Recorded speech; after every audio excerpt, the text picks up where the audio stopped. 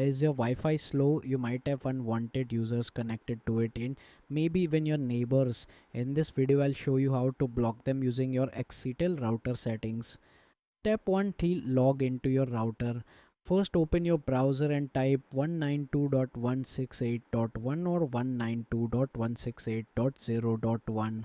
Enter your username and password. Usually it's Excitel and password is exit123. Step 2, see connected devices.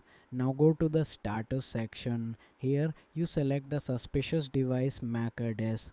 Step 3, block unknown devices. Found a suspicious device, copy its MAC address and go to security section and MAC filter. Click on add, then put the MAC address there. To be extra safe, change your Wi-Fi password so the blocked device can't reconnect. On that topic I have already made a video, you can see that. I will give link in description. And that's it, you just kicked your Wi-Fi leeches out. Hit like if this helped and comment if you need help with your specific router.